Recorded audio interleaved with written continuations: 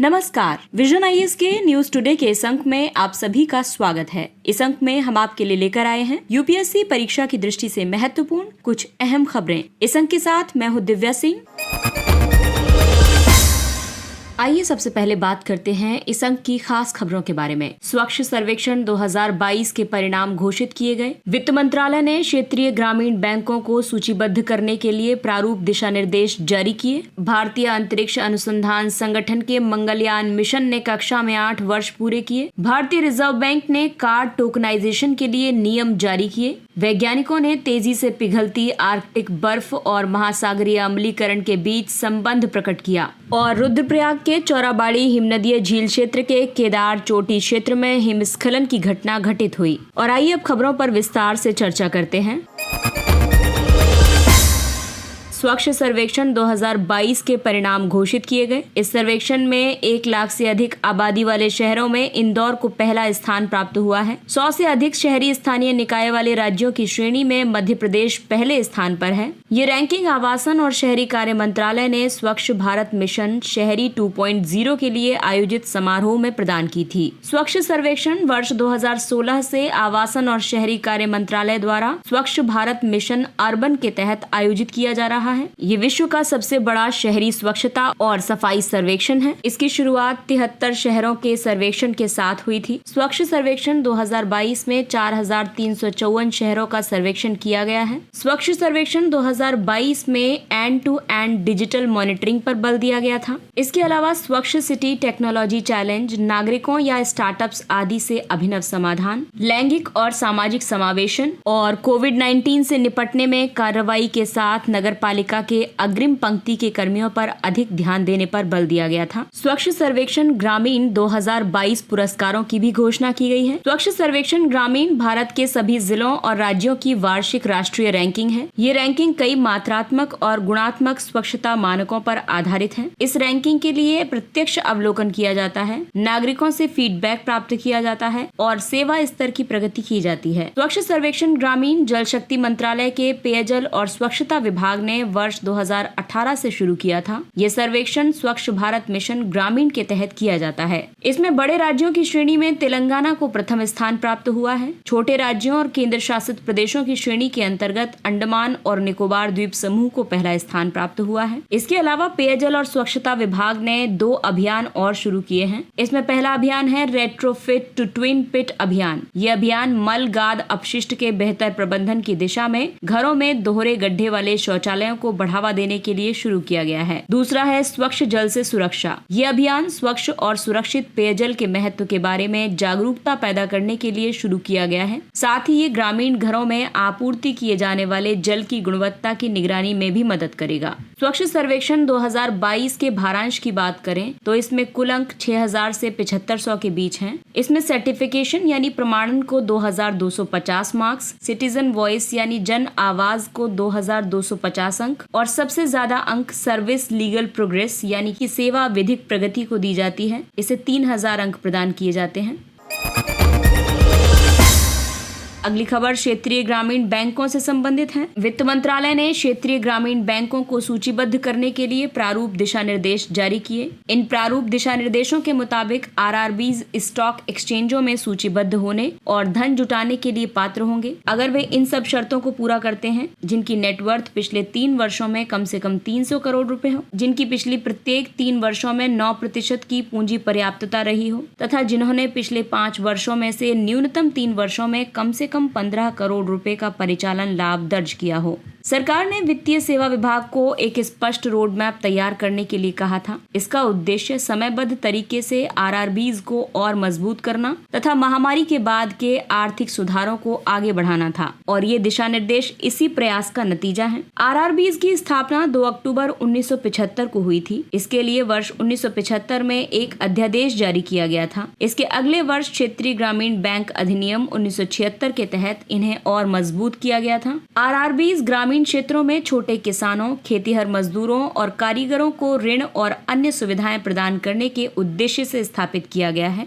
वर्तमान में आरआरबीज में केंद्र की 50% हिस्सेदारी है और शेष 35% हिस्सेदारी संबंधित प्रायोजक बैंकों और बाकी 15% हिस्सेदारी राज्य सरकारों के पास है। आरआरबी अधिनियम में वर्ष 2015 में संशोधन किया गया था। इस संशोधन के तहत आरआरबीज को केंद्र, राज्यों और प्रायोजक बैंकों के अलावा अन्य स्रोतों से पूंजी जुटाने की अनुमति दी गई थी, लेकिन इसके बावजूद आरआरबीज के समक्ष कई चुनौतियां हैं। इनमें शाखा विस्तार में जल्दबाजी और समन्वय का अभाव है, जमा जुटाने में कठिनाइयां आती हैं, उधार देने की प्रक्रिया में धीमी प्रगति है। इसके अलावा कर्मचारी शहरों की ओर उन्मुख हो रहे हैं, साथ ही ऋण की जो प्रक्रियाएं हैं वो काफी बोझिल हैं।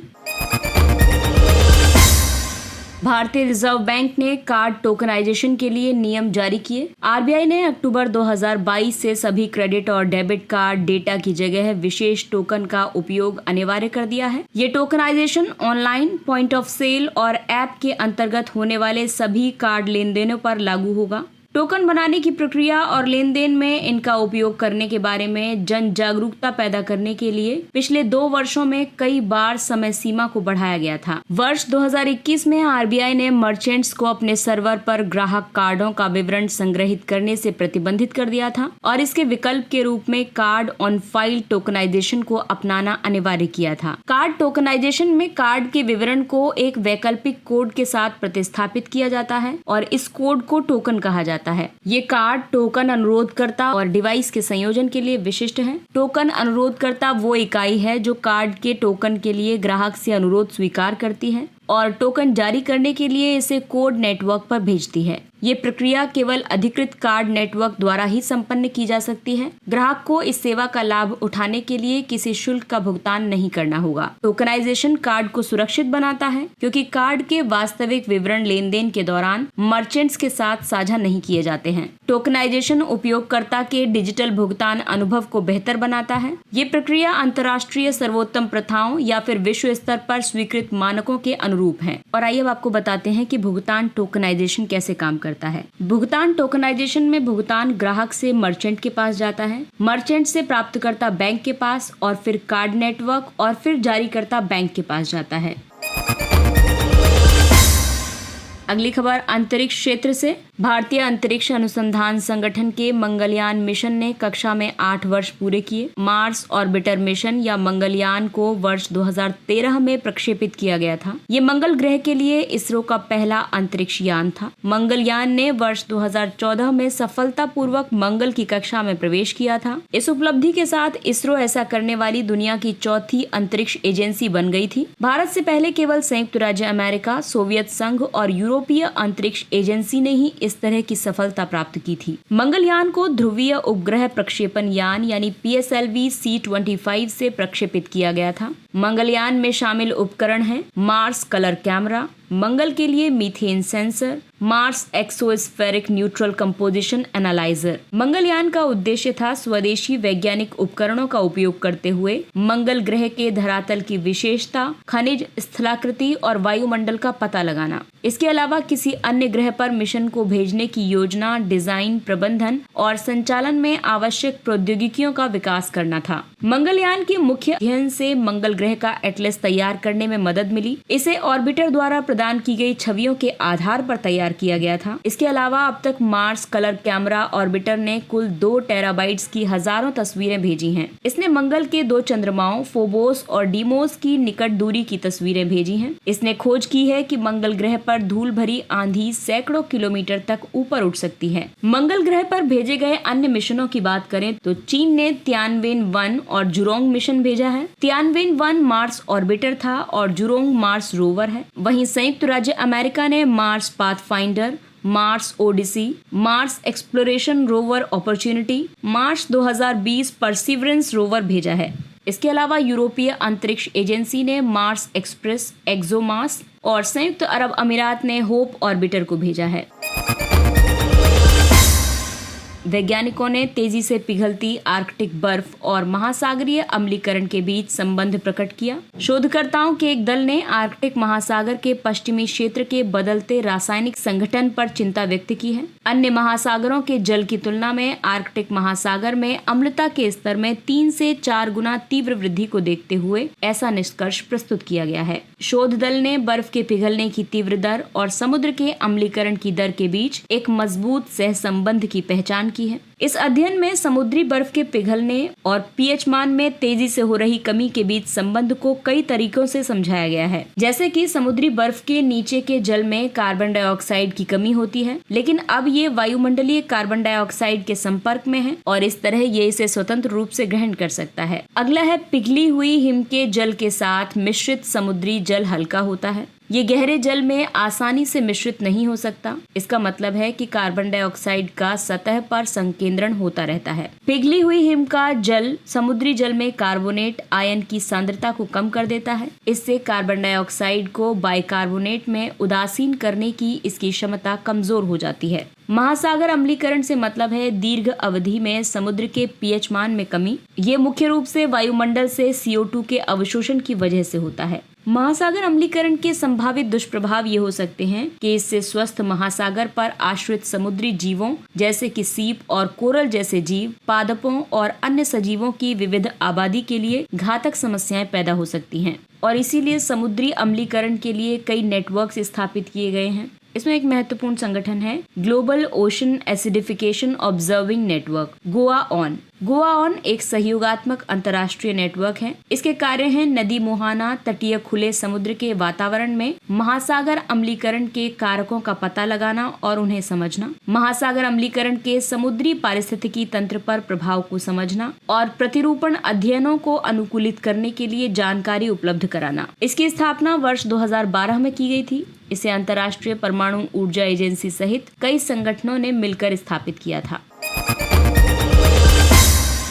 अगली खबर जलवायु परिवर्तन के प्रभावों से संबंधित है। रुद्रप्रयाग के चौराबाड़ी हिमनदीय झील क्षेत्र के केदार चोटी क्षेत्र में हिमस्खलन की घटना घटित हुई है। चौराबाड़ी बामक हिमनद उत्तराखंड के गढ़वाल हिमालय में स्थित है। ये हिमनद मंदाकिनी नदी के एक प्रमुख जल स्रोत के रूप में कार्य करता है। मंदाकिनी अलकनंदा नदी की एक सहायक नदी है। हिमस्खलन हिम और बर्फ के अलावा इनसे संबंधित मलबे जैसे कि चट्टानों और वनस्पतियों के एक बड़े समुच्चय का तेजी से नीचे की ओर गति करना है। हिमस्खलन के प्रमुख कारण हैं हिम तूफान, गर्मी के महीनों के दौरान भारी हिमपात और वर्षा, कंपन या गति। इसके अलावा गर्म तापमान और मानव गतिविधियां और संचार मार्ग विकसित करने तथा शीतकालीन पर्यटन के विकास से भी हिमस्खलन बढ़ता है। हिमस्खलन से जनधन की हानि होती है। यह आकस्मिक बाढ़ का कारण बनता है। ये विद्युत और संचार सुविधाओं को प्रभावित करता है। हिमस्खलन मुख्य रूप से 2 तरह के होते हैं, स्लफ और स्लैब। स्लफ हिमस्खलन तब घटित होता है जब हिमखंड की कमजोर परत शीर्ष पर होती है। स्लैब हिमस्खलन तब होता है जब कमजोर परत हिमखंड में नीचे की ओर होती है। हिमस्खलन के लिए राष्ट्रीय आपदा प्रबंधन प्राधिकरण ने कई दिशा निर्देश जारी किए हैं। इन दिशा निर्देशों का उद्देश्य भूस्खलन की अत्यधिक विनाशकारी क्षमता को कम करना है। इसके अलावा भूस्खलन के खतरे को कम करने के प्रयासों को संस्थागत रूप देकर होने वाले नुकसान को कम करना है। दिशा निर्देशों में खतरों के व्यवस्थित और समन्वित प्रबंधन के लिए 9 प्रमुख क्षेत्रों की पहचान की गई है और इसमें भूस्खलन और हिमस्खलन के प्रबंधन के लिए भूस्खलन का खतरा, सुभेद्यता और जोखिम मूल्यांकन शामिल है। बहु जोखिम अवधारणा निर्माण, भूस्खलन निवारण अभ्यास, अनुसंधान और विकास तथा निगरानी एवं पूर्व चेतावनी शामिल है। वहीं ज्ञान नेटवर्क और प्रबंधन तथा क्षमता निर्माण और प्रशिक्षण पर बल दिया गया है। इसके अलावा जन जागरूकता और शिक्षा तथा हिमस्खलन की आपातकालीन तैयारी और कार्रवाई तथा विनियमन और प्रवर्तन पर जोर दिया गया है।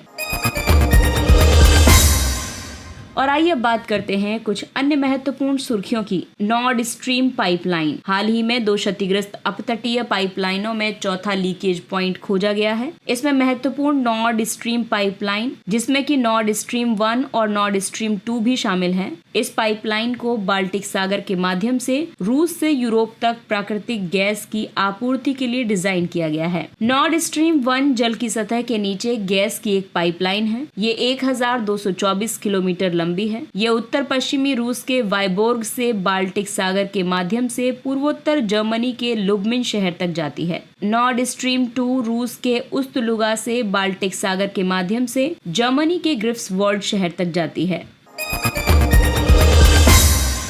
दूरसंचार प्रौद्योगिकी विकास कोष, सार्वभौमिक सेवा दायित्व निधि ने TTDF लॉन्च किया है। USOF दूरसंचार विभाग के अधीन एक निकाय है। इसका उद्देश्य ग्रामीण विशेष संचार प्रौद्योगिकी अनुप्रयोगों में अनुसंधान एवं विकास को वित्त पोषित करना है। ये शैक्षणिक समुदाय, स्टार्टअप्स, अनुसंधान संस्थानों और उद्योगों के बीच सहयोग को बढ़ावा देगा। ये प्रौद्योगिकी स्वामित्व और स्वदेशी विनिर्माण को बढ़ावा देगा तथा देशव्यापी आवश्यकताओं को पूरा करने के लिए मानकों का विकास करेगा। इसके अलावा अनुसंधान एवं विकास, प्रोटोटाइप आदि के लिए इकोसिस्टम का निर्माण करेगा। USOF का लक्ष्य देश के ग्रामीण और दूरस्थ क्षेत्रों में दूरसंचार सुविधाएं प्रदान करना है। ये एक यूनिवर्सल एक्सेस लेवी के माध्यम से वित्त पोषित है। ये विभिन्न लाइसेंसों के अधीन आने वाले ऑपरेटरों द्वारा अर्जित राजस्व का 1% है।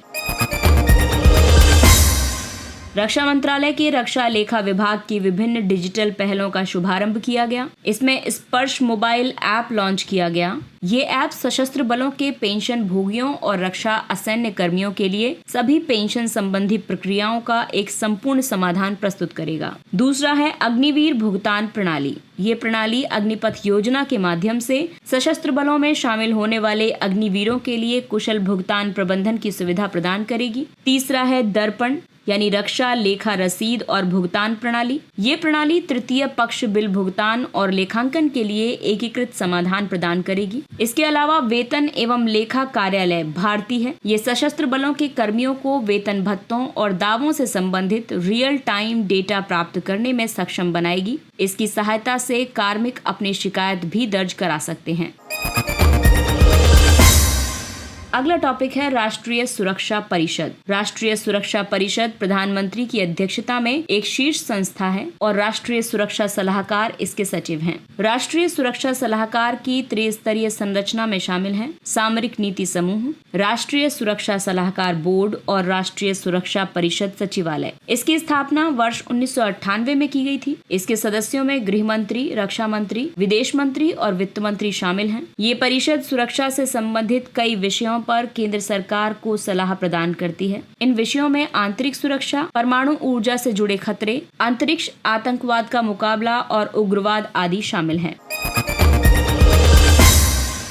युवा 2.0 युवा उभरते और बहुमुखी प्रतिभा वाले लेखक योजना। शिक्षा मंत्रालय ने हाल ही में इस योजना की शुरुआत की है। ये युवा और उभरते लेखकों जिनकी आयु 30 वर्ष से कम है, इनको प्रशिक्षित करने के लिए एक लेखक मार्गदर्शक कार्यक्रम है। इसका उद्देश्य देश में पढ़ने लिखने और पुस्तक संस्कृति को बढ़ावा देना है और साथ ही भारत और भारतीय लेखन को विश्व स्तर पर प्रस्तुत करना है। योजना के तहत एक अखिल भारतीय प्रतियोगिता के माध्यम से कुल 75 लेखकों का चयन किया जाएगा। इसकी कार्यान्वयन एजेंसी नेशनल बुक ट्रस्ट है। ये युवा योजना के प्रथम संस्करण का विस्तार है। इस संस्करण में 22 विविध भारतीय भाषाओं और अंग्रेजी भाषा के उभरते लेखकों ने भाग लिया था। सुकापाइका नदी। राष्ट्रीय हरित अधिकरण ने अगले 6 महीनों के भीतर सुकापाइका नदी का पुनरुद्धार करने का निर्देश दिया है। सुकापाइका नदी ओडिशा में महानदी की सहायक नदी है। ये नदी 27.5 किलोमीटर तक प्रवाहित होती है। ये बांकाला में महानदी में मिल जाती है। ये कटक जिले के 3 ब्लॉक कटक सदर, रघुनाथपुर और निश्चिंत कोयली से प्रवाहित होती है। तलदंडा नहर प्रणाली के विकास और सुकापाइका के डेल्टा में बाढ़ से सुरक्षा के लिए वर्ष 1950 में इस नदी के मुहाने को बंद कर दिया गया था।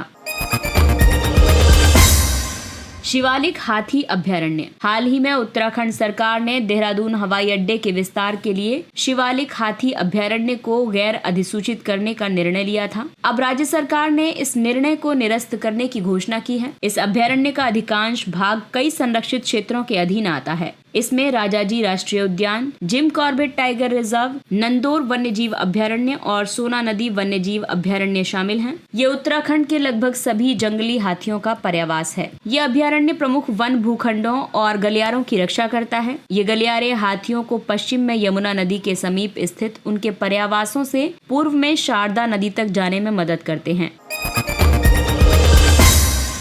कराईकल पत्तन। कराईकल पत्तन ऋण चुकाने में असमर्थ हो गया है। इसी कारण से इसे दिवालियापन कार्रवाई के अधीन लाया गया है। कराईकल पत्तन केंद्र शासित प्रदेश पुदुचेरी के कराईकल शहर में स्थित है। ये एक all weather deep water port है। इसे निर्माण, परिचालन और हस्तांतरण यानी बूट मॉडल के तहत विकसित किया गया है। इस पत्तन को वर्ष 2009 में चालू किया गया था। और आइए बात करते हैं सुर्खियों में रहे स्थलों के बारे में। बुर्किना फासो, इसकी राजधानी है ओगाडोगो। हाल ही में बुर्किना फासो में सेना ने तख्ता पलट कर दिया है। बुर्किना फासो पश्चिमी अफ्रीका का एक भू आबद्ध देश है। इसकी सीमाएं उत्तर और पश्चिम में माली, उत्तर पूर्व में नाइजर, दक्षिण पूर्व में बेनिन और दक्षिण में कोटे डी आइवर, घाना और टोगो से मिलती हैं। बुर्किना फासो में एक विस्तृत पठार अवस्थित है। सवाना घास के मैदान की मौजूदगी यहाँ की प्रमुख भौगोलिक विशेषता है। बुर्किना फासो की प्रमुख नदियां हैं ब्लैक वोल्टा, रेड वोल्टा और व्हाइट वोल्टा। ये सभी घाना के दक्षिण में मिलकर वोल्टा नदी का निर्माण करती हैं। इसके साथ ही ये अंक समाप्त होता है। अगले अंक में फिर मुलाकात होगी कुछ अन्य महत्वपूर्ण खबरों के साथ। तब तक अपना ख्याल रखिए, सुरक्षित दूरी बनाए रखिए, मास्क पहनिए, हाथ और चेहरा साफ रखिए, क्योंकि कोरोना अभी पूरी तरह से समाप्त नहीं हुआ है। इसलिए अपनों का और अपना विशेष ध्यान रखें। और अगर आपको हमारा कंटेंट पसंद आ रहा है तो इसे लाइक, सब्सक्राइब और शेयर करें। इसके साथ ही विजन IAS की पूरी टीम आपसे इजाजत लेती है। नमस्कार, थैंक यू फॉर लिसनिंग।